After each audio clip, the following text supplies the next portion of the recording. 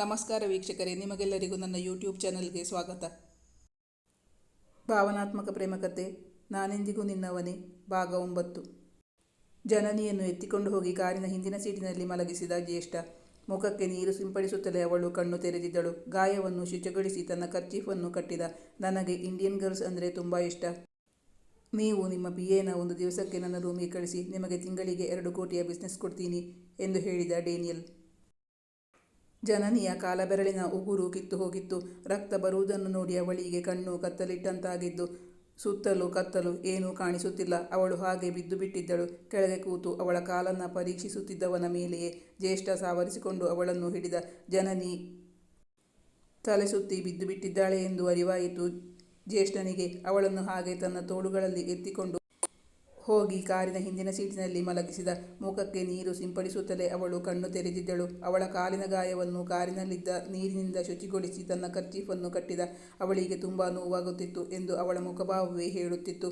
ಒಂದು ಕಡೆ ಹಸಿವು, ಇನ್ನೊಂದು ಕಡೆ ನೋವು. ಬಳಲಿ ಬಿಟ್ಟಿದ್ದಳು ಜನನಿ. ಕಾರಲ್ಲಿದ್ದ ನೀರು ಕುಡಿದಾಗ ಸ್ವಲ್ಪ ಹಾಯೆನಿಸಿತು ಅವಳಿಗೆ. ಬಳಿಕ ಅವಳನ್ನು ಡಾಕ್ಟರ್ ಬಳಿಗೆ ಕರೆದೊಯ್ದಿದ್ದ ಜ್ಯೇಷ್ಠ. ಕಾರಿನಿಂದ ಇಳಿಯಲು ಡೋರ್ ತೆಗೆದು ಸಹಾಯ ಮಾಡಿದ. ಅವಳಿಗೆ ಅಲ್ಲಿಂದ ನಡೆದುಕೊಂಡು ಕ್ಲಿನಿಕ್ ಒಳಗೆ ಹೋಗಲು ಕಷ್ಟವಾಗಬಹುದೆಂದು, ಹಾಗೆ ಇರಿ, ನಡ್ಕೊಂಡು ಹೋಗುವಾಗ ಗಾಯಕ್ಕೆ ಪ್ರೆಸ್ ಆಗಿ ನಿಮಗೆ ನೋವಾಗಬಹುದು, ರಕ್ತಸ್ರಾವ ಜಾಸ್ತಿ ಆಗಬಹುದು, ನಾನು ಎತ್ಕೊಂಡು ಹೋಗ್ತೀನಿ ಎಂದು ಹೇಳುತ್ತಾ ಅವಳ ಬಳಿಗೆ ಬಂದಿದ್ದ ಜ್ಯೇಷ್ಠ. ಜನನಿಗೆ ಕಾಲು ತುಂಬ ನೋಯುತ್ತಿತ್ತು. ಆದರೂ ಮುಜುಗರದಿಂದ ಹೇಳಿದಳು, ಬೇಡ ಸರ್, ಪರವಾಗಿಲ್ಲ, ನಾನು ನಡ್ಕೊಂಡೇ ಹೋಗ್ತೀನಿ, ಈಗ ಸ್ವಲ್ಪ ನೋವು ಕಡಿಮೆಯಾಗಿದೆ. ಅವಳು ಬಾಯಿ ಮಾತಿಗೆ ಹಾಗೆ ಹೇಳುತ್ತಾಳೆ, ಅವಳಿಗಿನ್ನೂ ನೋವಿದೆ ಎಂಬುದು ಅವಳ ಮುಖಭಾವದಿಂದಲೇ ಗೊತ್ತಾಗಿತ್ತು ಜ್ಯೇಷ್ಠನಿಗೆ. ಅವನು ಅವಳ ಮಾತನ್ನು ಕೇಳಲು ತಯಾರಿರಲಿಲ್ಲ. ಬದಲಾಗಿ ಅನಾಮತ್ತಾಗಿ ಅವಳನ್ನು ಎತ್ತಿಕೊಂಡೇ ಡಾಕ್ಟರ್ ಕ್ಲಿನಿಕ್ಕಿಗೆ ಹೋಗಿದ್ದ. ಅವಳು ಸಂಕೋಚದ ಮುದ್ದೆಯಾಗಿ ಬಿಟ್ಟಿದ್ದಳು. ಡಾಕ್ಟರ್ ಅವಳ ಗಾಯವನ್ನು ಪರೀಕ್ಷಿಸಿ ಔಷಧೋಪಚಾರ ಮಾಡಿದರು. ಪೇನ್ ಕಿಲ್ಲರ್ ಟ್ಯಾಬ್ಲೆಟ್ ತೆಗೆದುಕೊಳ್ಳಲು ಚೀಟಿ ಬರೆದುಕೊಟ್ಟರು. ನೋವಿಗೆ ರಾತ್ರಿ ಜ್ವರ ಬರುವ ಸಾಧ್ಯತೆಯೂ ಇದೆ, ಜ್ವರ ಬಂದರೆ ಈ ಟ್ಯಾಬ್ಲೆಟ್ ತೆಗೆದುಕೊಳ್ಳಿ ಎಂದು ಮಾತ್ರೆಗಳ ಚೀಟಿಯನ್ನು ಬರೆದುಕೊಟ್ಟರು. ಡಾಕ್ಟರ್ಗೆ ಅವರ ಫೀಸ್ ಇತ್ತು. ಜನನಿಯ ಬಳಿ ಹೇಳಿದ ಜ್ಯೇಷ್ಠ, ನೀವು ಇಲ್ಲೇ ಹೊರಗೆ ಚಾರಲ್ಲಿ ಕೂತಿರಿ ಮೇಡಮ್, ನಾನು ಮೆಡಿಕಲ್ ಶಾಪ್ಗೆ ಹೋಗಿ ಟ್ಯಾಬ್ಲೆಟ್ ತಗೊಂಡು ಬರ್ತೀನಿ. ಅವಳ ಉತ್ತರಕ್ಕೂ ಕಾಯದೆ ಮೆಡಿಕಲ್ ಶಾಪ್ಗೆ ಹೋಗಿದ್ದ ಜ್ಯೇಷ್ಠ. ಬಳಿಕ ಅವನ ಸಹಾಯದಿಂದ ಕಾರ್ನ ಬಳಿ ಬಂದಿದ್ದಳು ಜನನಿ. ಇಬ್ಬರಿಗೂ ಊಟ ಆಗಿರಲಿಲ್ಲವಲ್ಲ. ಬರುತ್ತಾ ದಾರಿಯಲ್ಲಿ ಹೋಟೆಲ್ ಒಂದರ ಬಳಿ ನಿಲ್ಲಿಸಿದ್ದ. ಊಟದ ಹೊತ್ತು ಮೀರಿತ್ತು. ಹೋಟೆಲ್ನಲ್ಲಿ ತಿಂಡಿ ತಿಂದು ಬಳಿಕ ಜ್ಯೇಷ್ಠ ಅವಳಲ್ಲಿ ಹೇಳಿದ, ಮೇಡಮ್, ನಿಮ್ಮನ್ನು ನಿಮ್ಮ ಮನೆ ತಲುಪಿಸಿ ಬರ್ತೀನಿ. ಇಂದು ಅವಳನ್ನು ಅವಳ ಮನೆಯ ಬಳಿ ಕಾರ್ ನಿಲ್ಲಿಸಿ ಕಾರ್ನಿಂದ ಇಳಿದು ಅವಳ ಜೊತೆಗೆ ಅವಳ ಮನೆ ತನಕ ಬಂದಿದ್ದ ಜ್ಯೇಷ್ಠ. ಅಪರಿಚಿತ ಯುವಕನೊಂದಿಗೆ ಬಂದಿದ್ದ ಮಗಳನ್ನು ಕಂಡು ವಾರಿಜಾ ಅವರು ತುಂಬ ಗಾಬರಿಗೊಂಡಿದ್ದರು. ಏನಾಯಿತು ಜನನಿ, ನಿನ್ನ ಕಾಲಿಗೆ ಏನಾಗಿದೆ, ಬಿದ್ಬಿಟ್ಯಾ? ತುಂಬ ಗಾಬರಿಯಿಂದಲೇ ಮಗಳನ್ನು ವಿಚಾರಿಸಿಕೊಂಡಿದ್ದರು ವಾರಿಜಾ. ನನಗೆ ಏನೂ ಆಗಿಲ್ಲಮ್ಮ, ಕಾಲಿಗೆ ಕಲ್ಲು ತಗಲಿದ್ದಷ್ಟೇ. ಡಾಕ್ಟರ್ ಹತ್ರ ಹೋಗಿ ಔಷಧಿ ತಗೊಂಡು ಬಂದಿದ್ದೀನಿ, 1-2 ದಿನದಲ್ಲಿ ಸರಿ ಹೋಗ್ಬೋದು. ಅಮ್ಮ, ನಾನು ಇವರ ಕಂಪನಿಯಲ್ಲಿ ಕೆಲಸ ಮಾಡ್ತಿರೋದು. ನಮ್ಮ ತಾಯಿ ವಾರಿಜಾ ಅಂತ ಎಂದು ತಾಯಿಯನ್ನು ಮತ್ತು ಜ್ಯೇಷ್ಠನನ್ನು ಪರಸ್ಪರ ಪರಿಚಯಿಸಿದಳು ಜನನಿ. ನಮಸ್ಕಾರಮ್ಮ, ನನ್ನ ಹೆಸರು ಜ್ಯೇಷ್ಠ ಅಂತ ಹೇಳಿದ ಜ್ಯೇಷ್ಠ. ನಮಸ್ಕಾರ. ವಾರಿಜಾ ಅವರು ಪ್ರತಿ ನಮಸ್ಕರಿಸಿದರು. ಕೂತ್ಕೊಳ್ಳಿ, 1 ನಿಮಿಷ ಕುಡಿಯೋಕೆ ಏನಾದರೂ ಮಾಡಿ ತಗೊಂಡು ಬರ್ತೀನಿ ಅವನನ್ನು ಉಪಚರಿಸಿದರು. ನನಗೇನು ಬೇಡ, ಈಗ ತಾನೇ ಎಲ್ಲ ಮುಗಿಸ್ಕೊಂಡು ಬಂದಿದ್ದೀನಿ, ನಾನಿನ್ನು ಹೊರಡ್ತೀನಿ. ಅಲ್ಲೇ ಇದ್ದ ಪೂರ್ತಿ ಬೆಳವಣಿಗೆಯಾಗದ ಅವಳ ಅಣ್ಣನನ್ನು ನೋಡಿದ ಜ್ಯೇಷ್ಠ. ಅವಳ ತಂದೆ ಒಳಗೆ ರೂಮ್ನಲ್ಲಿ ಮಲಗಿದ್ದರಿಂದ ಅವರನ್ನು ನೋಡಲಿಲ್ಲ. ಇಂದು ಅವಳ ಮನೆಯ ಪರಿಸ್ಥಿತಿಯ ಸ್ಪಷ್ಟ ಅರಿವಾಗಿತ್ತು ಅವನಿಗೆ. ನೀವು ನಾಳೆ ಆಫೀಸ್ಗೆ ಬರಬೇಕು ಅಂತ ಇಲ್ಲ, ಒಂದಿನ ರಜಾ ಹಾಕಿ, ನಾನಿನ್ನು ಬರ್ತೀನಿ ಎಂದು ಹೇಳಿ ಜ್ಯೇಷ್ಠ ಅಲ್ಲಿಂದ ಹೊರಟ. ರಾತ್ರಿ 9 ಗಂಟೆ ಸುಮಾರಿಗೆ ಮತ್ತೆ ಅವಳಿಗೆ ಕರೆ ಮಾಡಿ ಅವಳನ್ನು ವಿಚಾರಿಸಿಕೊಂಡಿದ್ದ ಜ್ಯೇಷ್ಠ. ಮೇಡಮ್, ಈಗ ಹೇಗಿದ್ದೀರಾ? ಏನೂ ಪ್ರಾಬ್ಲಮ್ ಇಲ್ಲ ತಾನೇ? ಇಲ್ಲ ಸರ್, ನನಗೇನು ಪ್ರಾಬ್ಲಮ್ ಇಲ್ಲ, ನಾನು ಚೆನ್ನಾಗಿದ್ದೀನಿ, ಥ್ಯಾಂಕ್ ಯು ಸರ್. ಮರುದಿನ ಅವಳಿಗೆ ಮನೆಯಲ್ಲಿ ಕೂರುವ ಮನಸ್ಸಾಗಲಿಲ್ಲ. Pain killer ತಿಂದದ್ದರಿಂದ ನೋವಿರಲಿಲ್ಲ. ಎಂದಿನಂತೆ ಕೆಲಸಕ್ಕೆ ಹಾಜರಾಗಿದ್ದಳು ಜನನಿ. ಅವಳು ಅಟೆಂಡೆನ್ಸ್ ರಿಜಿಸ್ಟರ್ನಲ್ಲಿ ಸೈನ್ ಮಾಡಲು ಬಂದಿದ್ದಾಗ ಜ್ಯೇಷ್ಠ ಅವಳ ಬಳಿ ಹೇಳಿದ, ನೀವು 1 ದಿನ ಬರದೇ ಇದ್ದರೆ ಆಫೀಸ್ ಏನು ಮುಳುಗಿ ಹೋಗಲ್ಲ. ಇವತ್ತ್ಯಾಕೆ ಬರೋಕೆ ಹೋದ್ರಿ? ರೆಸ್ಟ್ ಮಾಡಬೇಕಾಗಿತ್ತು. ಅಸಮಾಧಾನವನ್ನು ವ್ಯಕ್ತಪಡಿಸಿದ. ನಿನ್ನೆಯ ಕೆಲಸವೇ ಪೆಂಡಿಂಗ್ ಇತ್ತು ಸರ್, ನನಗೆ ಇವತ್ತು ಏನೂ ಪ್ರಾಬ್ಲಮ್ ಇಲ್ಲ, ಆರಾಮಾಗಿದ್ದೀನಿ, ಆದ್ದರಿಂದ ಬಂದೆ. ಅಂದೊಮ್ಮೆ ರಜೆ ಕೇಳಿದಾಗ ಅವನು ಅವಳನ್ನು ಬೈದಿದ್ದನಲ್ಲ, ಅದು ನೆನಪಾಯಿತು ಜನನಿಗೆ. ಆಯ್ತು, ಹಾಗಾದರೆ ಕೂತ್ಕೊಂಡು ಮಾಡೋ ಕೆಲಸ ಮಾಡಿ, ಓಡಾಡೋದು ಬೇಡ. ಅವಳಿಗೆ ಎರಡೆರಡು ಪೋಸ್ಟ್ಗಳನ್ನು ನಿಭಾಯಿಸಬೇಕಾಗಿತ್ತಲ್ಲ, ಕೆಲಸ ತುಂಬ ಇತ್ತು. ಅವಳಿಲ್ಲದಿದ್ದರೆ ಅವನಿಗೂ ಕಷ್ಟವಾಗುತ್ತಿತ್ತು. ಮತ್ತೆ 2 ದಿನಗಳು ಕಳೆದಿದ್ದವು. ಅವಳ ಗಾಯ ಹೀಲಾಗುತ್ತಿತ್ತು, ನೋವು ಕಡಿಮೆಯಾಗಿತ್ತು. ಅಂದು ಡೇನಿಯಲ್ ಅವರ ಆಫೀಸಿಗೆ ಬಂದಿದ್ದ. ಅವನು ಬರುವಾಗ ಜನನಿ ಜ್ಯೇಷ್ಠನ ಚೇಂಬರ್ನಲ್ಲೇ ಇದ್ದಳು. ಅವನನ್ನಲ್ಲಿ ಕಂಡಾಗ ಅವಳ ಮೈಮೇಲೆ ಮುಳ್ಳುಗಳು ಎದ್ದಂತಾಗಿದ್ದವು. ಡೇನಿಯಲ್ ಬಂದ ತಕ್ಷಣ ಅಲ್ಲಿಂದ ಎದ್ದು ಹೋಗುವುದು ಸರಿಯಲ್ಲ ಎಂದು ಅಲ್ಲೇ ಕುಳಿತಿದ್ದಳು ಜನನಿ. ಬಿಸ್ನೆಸ್ ವಿಚಾರವಾಗಿ ಮಾತಾಡುತ್ತಾ ಕೊನೆಯಲ್ಲಿ ಡೇನಿಯಲ್ ತನ್ನ ಬೇಡಿಕೆಯನ್ನು ಇಟ್ಟಿದ್ದ. ಅವರ ಸಂಭಾಷಣೆಗಳೆಲ್ಲವೂ ಇಂಗ್ಲಿಷ್ನಲ್ಲಿ ಇದ್ದವು. ನನಗೆ ಇಂಡಿಯನ್ ಗರ್ಲ್ಸ್ ಅಂದರೆ ತುಂಬ ಇಷ್ಟ. ನೀವು ನಿಮ್ಮ PAನ 1 ದಿವಸಕ್ಕೆ ನನ್ನ ಹೋಟೆಲ್ ರೂಮಿಗೆ ಕಳಿಸಿ. ನಿಮಗೆ ತಿಂಗಳಿಗೆ 2 ಕೋಟಿಯ ಬಿಸ್ನೆಸ್ ಕೊಡ್ತೀನಿ.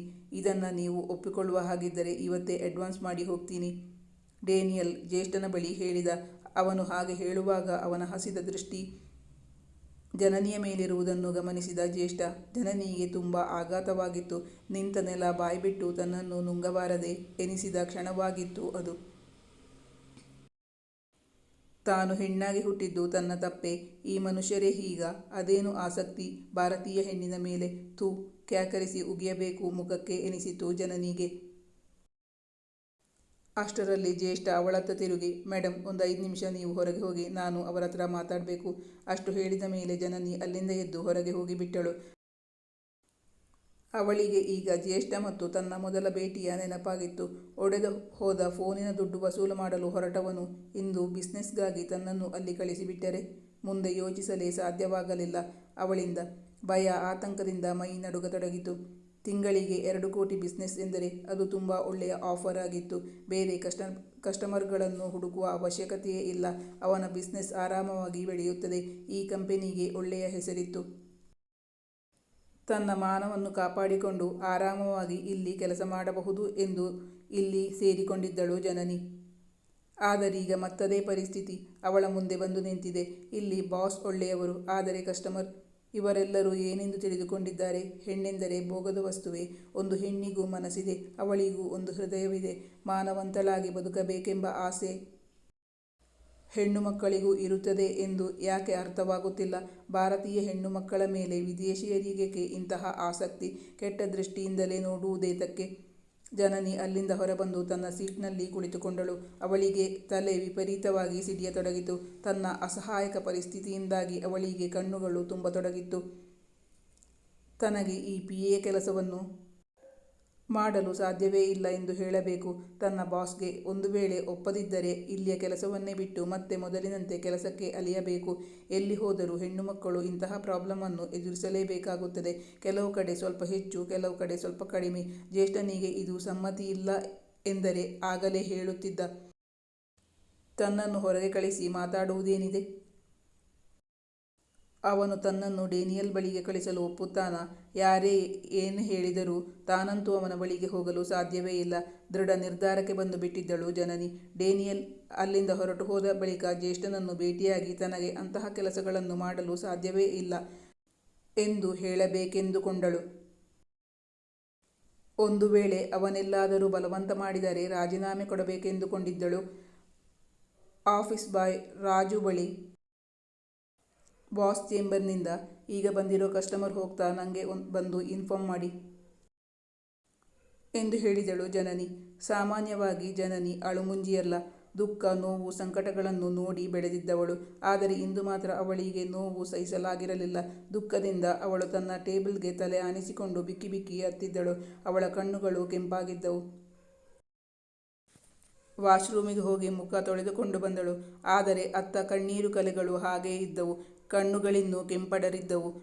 ಸುಮಾರು 1 ಗಂಟೆಯ ಬಳಿಕ ರಾಜು ಬಂದು ಡೇನಿಯಲ್ ಹೋಗಿರುವ ಸಮಾಚಾರವನ್ನು ತಿಳಿಸಿ ಹೋಗಿದ್ದ. ಈಗ ಹೋಗಿ ಜ್ಯೇಷ್ಠನ ಬಳಿ ಮಾತಾಡುವಂತಿಲ್ಲ. ತನ್ನ ಮುಖ ನೋಡಿದರೆ ಅತ್ತಿದ್ದು ಸರಿಯಾಗಿ ಗೊತ್ತಾಗುತ್ತದೆ ಎಂದು ಅಂದುಕೊಂಡಿದ್ದಳು ಜನನಿ. ಆದರೆ ಅಷ್ಟರಲ್ಲಿ ಅವಳಿಗೆ ಜ್ಯೇಷ್ಠನಿಂದಲೇ ಕರೆ ಬಂದಿತ್ತು. ಈಗ ಹೋಗದೆ ನಿರ್ವಾಹವಿಲ್ಲವಲ್ಲ. ಹೊರಟಿದ್ದಳು ಜನನಿ. ಅಂದು ವಿಜಯ ಅವರು ತಮ್ಮ ಮಗಳೊಂದಿಗೆ ಜನನಿಯ ಮನೆಗೆ ಬಂದಿದ್ದರು. ರಚನಾ ಬೇಕೆಂದೇ ಅಂದು ಮಧ್ಯಾಹ್ನ ಮೇಲೆ ಸ್ಕೂಲ್ಗೆ ರಜಾ ಹಾಕಿದ್ದಳು. ಮನೆಗೆ ಬಂದ ಅತಿಥಿಗಳನ್ನು ವಾರಿಜಾ ಅವರು ಆತ್ಮೀಯವಾಗಿ ಬರಮಾಡಿಕೊಂಡಿದ್ದರು. ಬನ್ನಿ ಬನ್ನಿ, ನೀವು ನಮ್ಮ ಮನೆಗೆ ಬರುವುದು ತುಂಬ ಅಪರೂಪ. ಜನನಿ ಇನ್ನೂ ಆಫೀಸಿಂದ ಬಂದಿಲ್ಲ. ಅವಳು ಬರುವಾಗ 6:30 ಗಂಟೆ ಆಗುತ್ತೆ ಹೇಳಿದರು ವಾರಿಜಾ. ಪರವಾಗಿಲ್ಲ, ನಾವು ನಿಮ್ಮನ್ನೇ ಭೇಟಿಯಾಗೋಣ ಅಂತ ಬಂದಿದ್ದು. ನಿಮ್ಮ ಹತ್ರ ಒಂದು ಮುಖ್ಯವಾದ ವಿಷಯ ಮಾತಾಡಬೇಕಾಗಿತ್ತು. ಹೇಗೆ ಶುರು ಹಚ್ಕೋಬೇಕು ಅಂತ ಗೊತ್ತಾಗ್ತಾ ಇಲ್ಲ ಹೇಳಿದರು ವಿಜಯ. ವಾರಿಜಾ ಅವರಿಗೆ ತುಂಬ ಆಶ್ಚರ್ಯವಾಗಿತ್ತು. ಅವರಿಗೆ ತಮ್ಮ ಹತ್ತಿರ ಮಾತಾಡುವಂತಹ ವಿಷಯ ಏನಿದೆ? ಬಂದವರಿಗೆ ಕುಡಿಯಲು ಕಾಫಿ ಮಾಡಲು ಹೊರಟರು ವಾರಿಜಾ. ಅದೆಲ್ಲ ಆಮೇಲೆ, ಮೊದಲು ನಾನು ಬಂದ ವಿಷಯ ಹೇಳ್ತೀನಿ. ನಾನು ಈ ವರ್ಷ ರಜತ್ಗೆ ಮದುವೆ ಮಾಡೋಣ ಅಂತ ಇದ್ದೀನಿ. ನನಗೆ ನಿಮ್ಮ ಮಗಳು ಜನನಿ ತುಂಬ ಇಷ್ಟ ಆಗಿದ್ದಾಳೆ. ನಿಮ್ಮ ಮಗಳು ಜನನಿನ ನಮ್ಮ ಮಗ ರಜತ್ಗೆ ಕೇಳೋಕೆ ಅಂತ ಬಂದಿರೋದು ಎಂದು ಹೇಳಿದರು ವಿಜಯ. ಈ ಕಥೆಯ ಮುಂದಿನ ಭಾಗ ಮುಂದಿನ ಸಂಚಿಕೆಯಲ್ಲಿ ಮುಂದುವರಿಯುವುದು. ವೀಕ್ಷಕರೇ, ನಿಮ್ಮ ಅನಿಸಿಕೆ ಅಭಿಪ್ರಾಯವನ್ನು ಕಮೆಂಟ್ ಮಾಡಿ ತಿಳಿಸಿ. Thank you for watching.